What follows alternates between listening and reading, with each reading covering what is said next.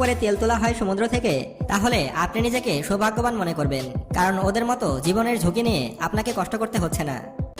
এই ভিডিওটিতে আমরা আপনাদের দেখাবো কি কষ্ট করে শ্রমিকরা গভীর সমুদ্রে তেল উত্তোলন করে থাকে, যা আপনি এর আগে আর কখনোই দেখেননি। তাই ভিডিওটি মনোযোগ সহকারে শেষ পর্যন্ত দেখতে থাকুন। তো চলুন শুরু করা যাক। অনেক আগে এমনটা বলা হতো যে মাটি থেকে তেল উত্তোলন করা খুব সহজ একটি কাজ।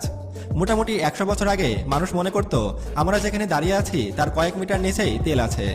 আর এটাই ছিল সত্যি, কারণ সে সময় দুবাই, সৌদি আরবে মাটি খুঁড়লেই গ্যালন গ্যালন তেল পাওয়া যেত। আর সে সময় দুবাইয়ে মাটির নিচে পানির চেয়ে তেল বেশি পাওয়া যেত। আর সে সময় এত বেশি পরিমাণে তেল, একদম কাঁচা তেল মাটির নিচে ছিল যে মানুষ কুয়া খোঁড়ার জন্য গর্ত করত, আর সেখান থেকে গ্যালন গ্যালন কাঁচা তেল বের হতো। আজ 100 বছর পরে এসে সেই চিত্র পুরোপুরি বদলে গেছে। আজ আর আগের মতো মাটি খুঁড়লেই তেল পাওয়া যায় না।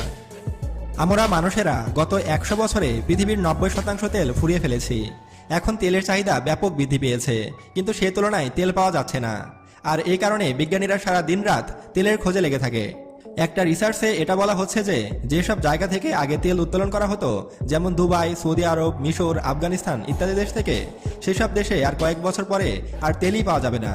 কিন্তু পুরো পৃথিবীতে তেলের চাহিদা একটুও কমেনি, বরং আরও অনেক গুণ বেড়ে গেছে। আর এটা আপনি খুব সহজে হয়তো বুঝে গেছেন, কারণ আপনি যেখানে বসবাস করেন সেখানে প্রত্যেকটা বাড়িতেই কম করে হলেও 2টি বাইক আছে, আর প্রাইভেট কার, ট্রাক, বাস ইত্যাদি যানবাহন আছেই। আর এই সব কিছুই তেলে চলে। তাহলে আপনি বুঝতে পারছেন তেলের চাহিদা কতটা বেড়ে গেছে। আজ যদি পৃথিবীর সমস্ত কাঁচা তেল ফুরিয়ে যায়, তাহলে কালকে সকল তেল চালিত যানবাহন, বাইক, কলকারখানা সবই বন্ধ হয়ে যাবে। আপনার শখের বাইকটিও আর তেলের অভাবে চালাতে পারবেন না। আজকাল সাইকেলের মতো মানুষ বাইক কিনছে, আর মাত্র 1 লক্ষ টাকায় ভালো ভালো বাইক পাওয়া যায়। আর তেলের চাহিদা দিন দিন বেড়েই যাচ্ছে, কিন্তু সে তুলনায় মাটির নিচের তেল পাওয়া যাচ্ছে না। আর এই কারণে বিজ্ঞানীরা সমুদ্রের মধ্যে তেল খুঁজে বেড়ায়, অর্থাৎ সমুদ্রের সেই নিচ থেকে তেল তোলা হয়। পৃথিবীর 70% জায়গা যখন জল, তখন সমুদ্রের গভীর থেকে তেল উত্তোলন করতে হবে, এটাই স্বাভাবিক।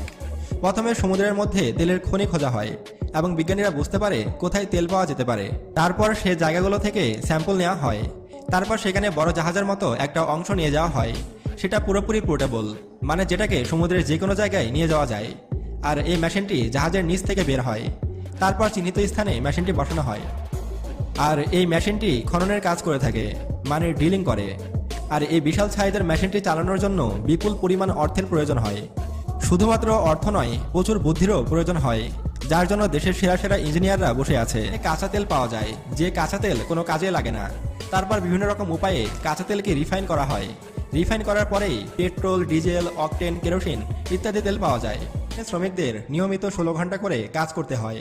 আর এই 16 ঘন্টা কাজ করার সময় তারা কোনো রকম মোবাইল ব্যবহার করতে পারবে না, কারণ মোবাইল থেকে বের হওয়া রেডিয়েশন থেকে বড় ধরনের দুর্ঘটনাও ঘটতে পারে।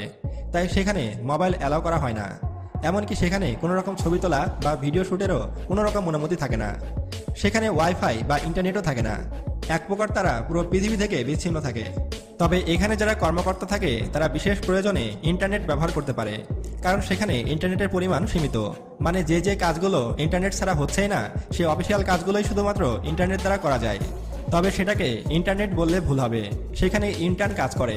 অর্থাৎ এই ইন্টারনেট দিয়ে সীমিত কিছু ওয়েবসাইট ব্রাউজ করা যায়, যেগুলো কোম্পানির দরকারি ওয়েবসাইট, সেগুলোই শুধু ওপেন হয়। গভীর সমুদ্রে সেই স্থানে কোনো রকম সোশ্যাল সাইট চলে না।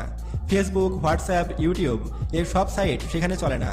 সেখানকার শ্রমিকদের বিভিন্ন রকম ট্রেনিং দেওয়া হয়।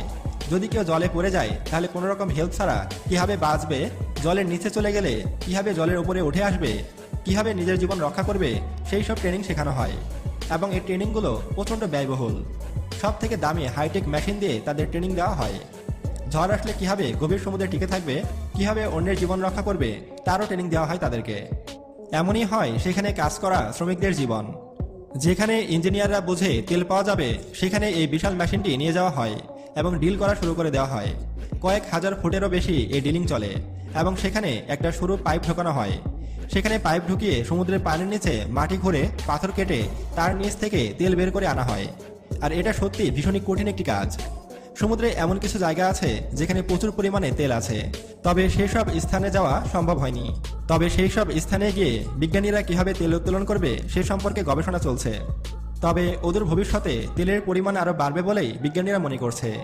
সমুদ্রের গভীর থেকে তেল উত্তোলন করলেই যে সব কাজ হয়ে গেল তা কিন্তু নয়।